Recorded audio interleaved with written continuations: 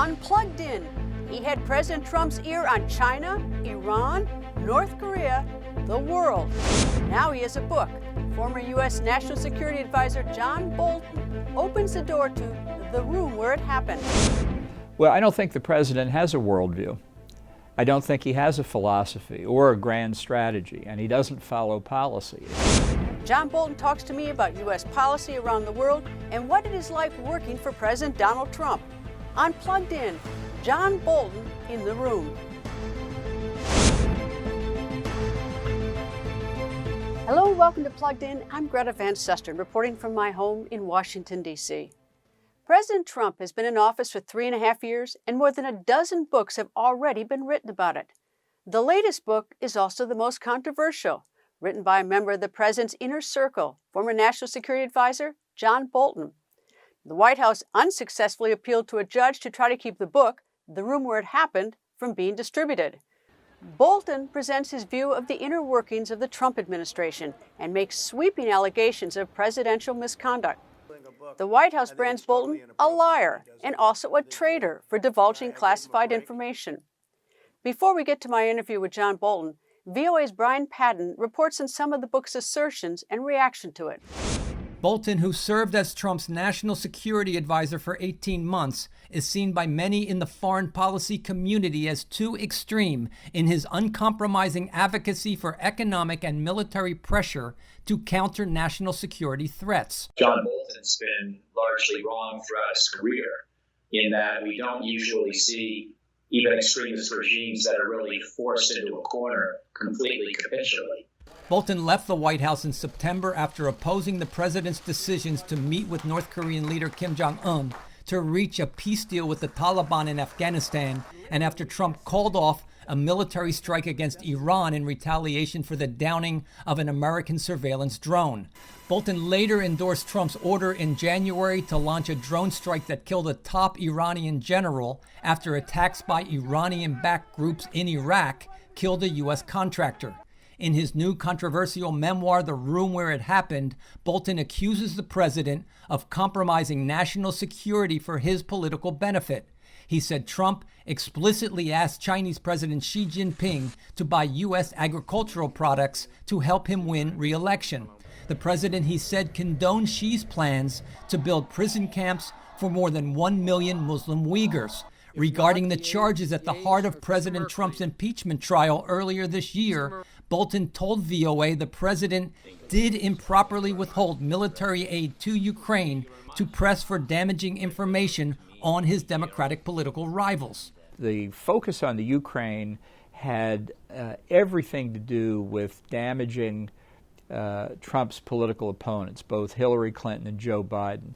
It had nothing to do with the issue of corruption. Bolton defended his refusal to testify during the impeachment, saying the trial became a highly partisan dispute. In the end, the Republican-led Senate cleared Trump of the charges.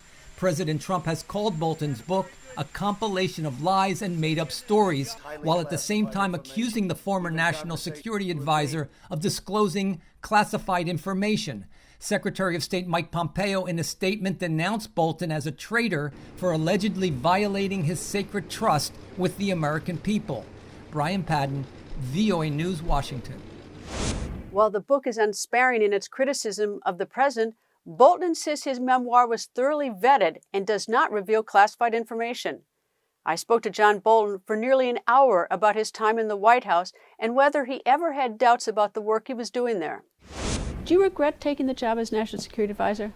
No, I don't. I don't look back retrospectively. You can't change anything anyway, so why worry about it? I believed, perhaps incorrectly, that the reports about how Donald Trump behaved were inaccurate. I figured there must be a way to make this work. The United States faces a significant range of threats and challenges around the world. I thought I could help deal with those. I've spent a lot of my career in government service for the reason of trying to advance American national security interests. I thought it was worth the effort, and I thought writing the book to explain why I did it if not helpful to me, would be helpful to many other Americans that want to know what exactly happens in the government. Well, in reading your book and reading his tweets and following all this, he has rattled cages without any doubt. But I keep going back to this, and with you, is that what has he actually done that, whether I agree with it or not, that, puts the United States at, in a lesser position. That's what I'm trying to focus on. Well, I've given you a range of specifics where I think he's made mistakes. I think you also have to look at what the economists call opportunity cost, the missed opportunities that he didn't take advantage of. And I think there are a range of those, particularly dealing with Russia and China. The most recent example of missed opportunities is dealing effectively with the coronavirus, which came out of China. The Chinese covered it up. They lied about the effect inside China. They wouldn't give access to people who could have understood the disease more. And in January and February, when people were sounding the warning about the potential consequences of a pandemic, Trump just didn't want to hear about it. He didn't want to hear anything bad about China, and he didn't want to hear anything that might affect the U.S. economy. Now, historically, people think, and tell me if this is fair or not, is that you are hawkish, that you are much more muscular in diplomacy and more likely to want to use force than diplomacy. Is that fair or not fair description of you? Well, I think it's not fair in the sense that that I don't look at 193 countries around the world and think that force is going to be used with respect to a lot of them. I think the credible threat of force provides both an important deterrent against American adversaries and also the requisite strength from which to bargain advantageously to the United States. And President Trump, how would you, describe him in terms of his overall ideology, in terms of looking at the world? Well, I don't think the president has a worldview. I don't think he has a philosophy or a grand strategy, and he doesn't follow policy. It's about his personal instincts at any given moment, always focused on his reelection. But I've never seen a president, never read about a president, never experienced a president who didn't have some kind of guiding strategy other than his own political fortunes. Every president, every political leader in a democracy takes politics into account. Why do you think President Trump followed General Mattis, his Secretary of Defense, and not your advice? The way the options were structured almost didn't leave him any choice, and that's a classic bureaucratic ploy, that you lay out what appear to be a range of choices, but they're ordered in a way that really leaves no choice at all. And one of the things I determined was I didn't want to let that happen in the future. I thought the president needed a real range of options, and that's what I tried to give him. Did you and General Mattis agree on the advice to give to the president about Syria? No, we did not, and it was disturbing to me because I thought the president needed to get coherent options, strong option, medium option, light option, if you will. And General Mattis just didn't come up with that in a way I felt satisfactory. So that was part of my challenge while National Security Advisor. And I think ultimately the Defense Department came through under General Dunford, the chairman of the Joint Chiefs of Staff, Pat Shanahan, who was acting Secretary of Defense, and Mark Esper, to providing options that were more clearly understandable by the president and didn't try and box him in. Okay, so now we get to North Korea. And we've had Syria, where you disagree with General Secretary of Defense Mattis, and the president went with basically with what Secretary of Defense Mattis said. Then we have Iran, and you and the president agree on Iran, and you object to the way Secretary of Treasury Mnuchin is not moving fast enough on reimposing sanctions. We now get to North Korea and the summit in Singapore. Did you think that was a good idea? No, and in fact, I had qualms before joining the administration. The decision was clearly moving in that direction when I heard of the decision the president had made to hold a summit with Kim Jong-un before I joined the White House. I didn't think anything would come of it because through my experience with North Korea over the years, I became convinced that they would never give up nuclear weapons voluntarily, and that the idea of a summit wasn't going to change that. North Korea has been very successful for a long time in extracting tangible economic benefits from the U.S., Japan, and others in exchange for promising to give up its nuclear weapons, which it never gets around to doing. And I thought we were just going to see another go-round of that scenario, which is exactly what happened. More from John Bolton about North Korea and the summit with Kim Jong-un in a few moments. First, a bit more about John Bolton and the job he held. The National Security Advisor requires close personal contact with the U.S. President, advising the President on developing, coordinating, and implementing U.S. foreign policy. John Bolton has been a fixture in foreign policy circles for more than 30 years. Yale-educated John Bolton served 4 Republican presidents. He was an Assistant Attorney General for President Ronald Reagan and President George Herbert Walker Bush. After the 2000 election, President George W. Bush appointed Bolton Under Secretary of State for Arms Control and International Security. He was a member of the U.S. delegation that tried to negotiate disarmament with North Korea, but was removed in 2003 after making derogatory comments about North Korea's leader. 2 years later, President Bush named Bolton U.S. Ambassador to the United Nations by using what's called a recess appointment, bypassing a likely bitter debate in Congress over Bolton's views about UN reform and authoritarian regimes. He resigned in 2006 when Democrats won control of both houses of Congress. But Bolton's hardline views about Iran, China, and North Korea did not escape notice. In 2018, President Donald Trump chose Bolton to replace General H.R. McMaster to be National Security Advisor. After a series of policy disagreements with the president, Bolton resigned in September 2019. President Trump claims he was fired. What happened between Bolton and the president will likely be up to historians to unpack. Dealing with China, Iran, and North Korea have been challenges to all U.S. presidents for decades. In part 2 of my interview with John Bolton, we look at how the Trump administration faced those challenges.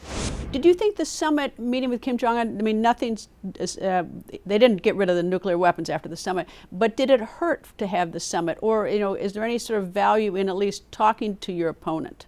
Well, I think you can talk to your opponent without having a summit. I think it's fruitless in the case of the North Korean regime. There's not been a single significant agreement they've made with the United States since they were created after World War II that they've ever adhered to. But I think it's particularly poorly advised to have the American president meet with the head of North Korea. People I've talked to around the world, particularly in Asia, have all said it was a big get for Kim Jong-un to get that photo opportunity with Donald Trump. I think that's right. It's a legitimizing step. The United States got nothing for it. And so it was a real giveaway. It was a great. Did it hurt? Did it hurt the U.S.? Well, I think it did because we were at the same time trying to maintain very strict sanctions against North Korea. And did we change the sanctions after that? They didn't go in as quickly and as strongly as they should have in the following months. Is that Secretary Mnuchin slow, or is that President Trump slow? Well, I think Mnuchin's overall inclination is to go slow and not impose them. The president could be hot one day and cold the next, or he could be hot in the morning and cold in the afternoon. That was part of the difficulty of sustaining a coherent policy, not just on North Korea. What, besides a photo op, and maybe I don't fully appreciate the advantage of a photo op for Kim Jong-un, what did he get out of this summit? Well, I think within North Korea, where there's always, for any dictatorial authority, you've always got to be taking steps to maintain that authority. This was a huge win internally. He had done something by being on the world stage like that no North Korean leader in contemporary, since the existence of North Korea, had been able to do. So I think it strengthened his hand inside the country as well, and it allowed him to appear on a stage that just was incomparable for any other North Korean. Right. So North Korea still has its nuclear weapons program, but it had it during President Obama, before that President Bush, 43, and before that President Clinton. So several presidents have struggled with how to keep a weapons program out of the hands of Kim Jong-un or his predecessor, his father. Is this an insurmountable problem? Well, I point out in the book a speech that Winston Churchill gave in the House of Commons in the 1930s. It's not a well-known speech, but he talks about the importance of acting early when a threat is not fully matured. Well, President Trump doesn't seem to have a great relationship with China either.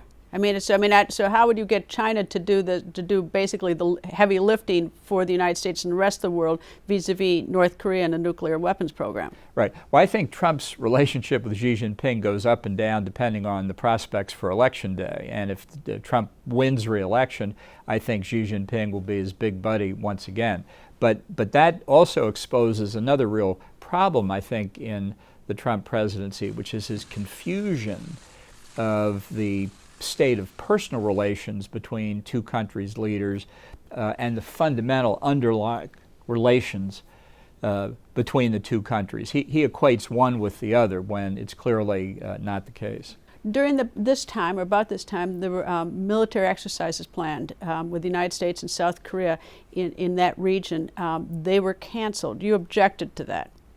Right. This was something that happened as we were sitting in the first summit in Singapore, where the president just unprompted by anybody said to Kim Jong-un that he would cancel what he called the war games.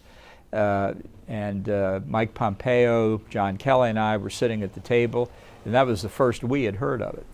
This is the kind of unstructured giveaway kind of bargaining that unfortunately marked too much of President Trump's international diplomatic efforts. It was a freebie for the North Koreans. They didn't restrain their war games in North Korea. In fact, they continued and even increased them as they continued to work on their nuclear and ballistic missile programs. So I think it was a real mistake by the United States. What's a bigger threat? Maybe this is not a fair question, but what's a bigger threat to the United States? Iran's nuclear program or North Korea's nuclear program? Well, I think right at the moment you'd have to say North Korea's because it's much further advanced. But Iran, at least when oil prices internationally are at acceptable levels, is potentially a much wealthier country, a much larger country, and it's centered in the world's most trouble-ridden region, the Middle East. So Iran's not far behind in that sense. It's a technological matter of catching up. And we haven't, despite the pressure we've put on Iran, we haven't put enough on yet to get what I think the only way their behavior is going to change is to get regime change in Tehran, as the people, dissatisfied as they are in Iran, and they are very dissatisfied, are able to get a new government installed. You say just tighten the sanctions on North Korea, you would not take any military action against North Korea? I don't think that's appropriate, but I do think in South Korea, there are many people with a lot of excellent ideas of things they could do inside North Korea to destabilize the regime. I think when you're running a 25 million person prison camp, which is what Kim Jong-un is doing, you make a lot of enemies, and I think there are probably ways to fracture the North Korean leadership. It would be helpful if we could get China involved in that. I think it's unlikely at the moment. But that regime is weaker than you think. When totalitarian regimes collapse, it's often remarkable how weak they turn out to be. Do you agree or disagree with the president's policies towards Iran? Well, I think I agree certainly as far as they've gone. They just haven't gone far enough. And as I lay out in the book, he is constantly on the verge of succumbing to the temptation to sit down with the Ayatollahs, just as he wanted to sit down with Kim Jong-un. It's tough to match the photo opportunities that the Singapore and Hanoi and DMZ summits gave to the president. And he'd have a great photo opportunity of him sitting across from the supreme leader of Iran. So great photo opportunities for the president, not a good idea for the United States. More from John Bolton about the U.S. and Afghanistan and his perspective about the Trump-Putin relationship in just a moment. A federal judge denied the Trump administration's attempt to block release of Bolton's book. The reaction to some of his claims has been swift and fierce. Calling the book a collection of lies and fake stories, President Trump said Bolton broke the law by writing it. The White House claims the book contains classified information and tried to get a judge to block it from public distribution. A judge rejected the White House argument, but did say Bolton likely jeopardized national security, leaving the door open for criminal prosecution. Speaker of the House, Democrat Nancy Pelosi, chastised Bolton for opting to write a book rather than testify during Trump's impeachment proceedings, saying Bolton chose money over patriotism. Republicans also say Bolton was motivated by profit, with White House Minority Leader Kevin McCarthy saying money drives a lot of people to say a lot of things. Reportedly, Bolton received a $2 million advance for his book. When I asked him about some of the criticism, that he is just a malcontent, Bolton shot back that he has worked for many Republican presidents. He says others who leave the Trump administration will eventually back his assertions. We discussed America's role in the world and the president's relationship with Vladimir Putin. The president's been very critical of the NATO family. Because they haven't, the NATO family has not met its commitments financially. Do you disagree with that? No, I strongly believe the NATO alliance should live up to the commitment its member countries made to have 2% of their GDP in defense spending. We didn't force them to do that. They took that on voluntarily. Trump's complaints really are no different than Obama's, in the sense that Obama, in a famous interview, called the other NATO allies deadbeats. The issue is whether you want to get those expenditures up to strengthen the NATO alliance, which I think should be the objective, or whether, as I lay out in the book in one particular example at a NATO summit, I think the president was close to withdrawing from NATO, and I very much fear if he does win a second term, he'll withdraw. A lot of the book talks about, your disagreements with the president, disagreements in policies, but I don't have a sense of what the do is, with the exception of that he had the summit with Kim Jong-un and he has a photo op, and I'm not quite sure, I agree the photo op is, has set the United States back, but I'll set that aside. But what has the president actually done that has, in your opinion, made him unfit for office? Because you've said he's unfit for office. Right. Well, I think the way he makes decisions is dangerous. I think when you're inconsistent, erratic, when you don't study the material, when you don't know about the facts, when your priorities change erratically, when you're giving mixed signals to friends and allies alike, what that does is embolden your adversaries who think that he can be taken advantage of, and it chills your allies who don't see the strength and stability that they expect from American leadership. A lot of people are dying in Afghanistan right now. And the strength of the Taliban and other terrorist extremist groups continues to increase. We narrowly averted bringing the Taliban to Camp David, which I viewed almost as sacrilege, and that was not a do. But a talk, but a say. Yeah, it's only a matter of time. This is this herky-jerky, back and forth, on and off kind of behavior does undercut American security, whatever the ultimate action taken is, because eventually people don't know what you think and they can't rely on your word. And there's a famous story from the Cuban Missile Crisis where Kennedy wants to explain to Charles de Gaulle why the Russian missiles are a threat in Cuba. And he sends former Secretary of State Dean Acheson to explain to de Gaulle what's there. And de Gaulle says, if the president says that, I simply accept the word of the American president. There's not a leader in the world today that would say that about Donald Trump. All right, let me go back to Afghanistan. The president ran on getting out of Afghanistan. We've been there a long time. The United States has been there a long time. Do you oppose getting, the U.S. out of Afghanistan? Well, there's getting out and there's getting out. And that's been part of the irregularity of the decision-making process there. Everybody also says that we don't want to see another attack on the United States based on units that are in terrorist activities that originate in Afghanistan. And under any version of a peace deal with the Taliban that's been seriously considered, an American presence is going to remain in Afghanistan to prevent that. So when you say total withdrawal or withdrawal from Afghanistan, it's a little bit, you have to know exactly what the meaning is. I would argue that the best insurance for the United States against another terrorist attack is to keep a very strong forward presence in Afghanistan and other places. It's much better to have the capability to deal with the terrorists there than simply try and defend against attacks in the U.S. All right, let me go to another continent. South America, is it any of the U.S. business, or should we be in the business of what's going on in Venezuela with Maduro? It is absolutely of concern to the United States. This threat of a totalitarian regime in the Western Hemisphere threatens all of us. And I said we had a troika of tyranny in a number of speeches. Ortega in Nicaragua and the remaining Castro regime, let's call it what it is, in Cuba. But it's not just those regimes alone.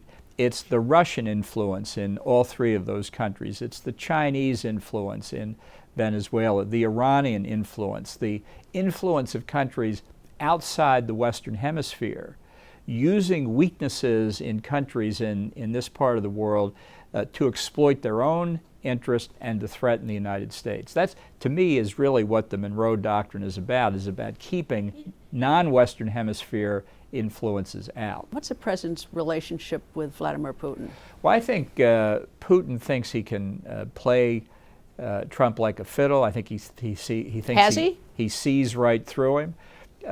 Well, I think he has made it almost impossible for Donald Trump to admit that the Russians interfered in the 2016 election, tried to interfere in the 2018 election, and undoubtedly are going to try and interfere in the 2020 election, because Trump believes if he acknowledges that, he's undercutting the legitimacy of his victory in 2016. I happen to think that's wrong, but as the Helsinki summit press conference demonstrated, when it appeared the president took the word of Vladimir Putin over his own intelligence agencies, this has just caused enormous concern, especially among our allies. And I just have to believe, I can watch Putin across the table, and I just think he thinks he's got exactly what he wants on the opposite side when he sits across from Trump.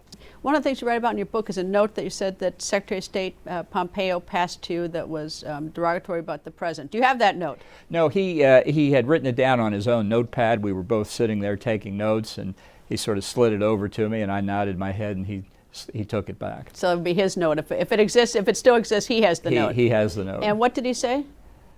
He said the president was full of shit. Was it about one specific statement the president said? It was in response to a particular statement, but I took it to mean a response to the discussion we had for perhaps 15, 20 minutes or so at that point. What did Secretary of State Pompeo, at about that time, what was he saying about the president to you? I mean, what was his general view of the president? Well, we had a lot of discussions about the president, and I think on many substantive issues, I'd say Iran, for example, is a good case study of that. Substantively, Mike Pompeo and I saw things much the same way. I think the difference is that he was less willing to disagree with the president and to try and guide him in a different direction. Look, the president makes the decisions. There's no doubt about that. There's nobody in the White House or the administration who didn't understand that. The question is, do you simply acquiesce in a policy that you think is misguided, or do you continue to try and press the president to appreciate the broader significance of his decisions? Look, ultimately, if you're not having success and you're not able in good faith to defend the presidents publicly, then you should resign, which is ultimately what I did. But I thought Mike didn't like the policies, but wouldn't challenge them. He's come out very hard against you in your book, Secretary of State Pompeo hasn't. I mean, he's basically said that you're making things up. Right. Well, I have a very clear recollection of these events. I did the best I could to put them down on paper. I think Mike sees his political future, and he has higher ambitions. I think he sees his future as tied to President Trump, and I feel sorry for him for that. Would you suggest he's for sale? No, but I think politicians make judgments like that, and I just think it's too bad from his own perspective. Ambassador, thank you, sir. Thank you. Before we go, a quick update on the coronavirus pandemic. To date, there have been worldwide more than 10 million confirmed cases of COVID-19. More than 500,000 have died. New cases are surging in Russia, Brazil, India, and in the United States, where confirmed cases have now exceeded 2.5 million, with more than 125,000 deaths. Thank you for watching this episode of Plugged In, and my thanks to my guest, former White House National Security Advisor John Bolton. For the latest news, visit our website at voanews.com, and don't forget to follow me on Twitter @Greta. Thank you for being plugged in. We'll see you again next week.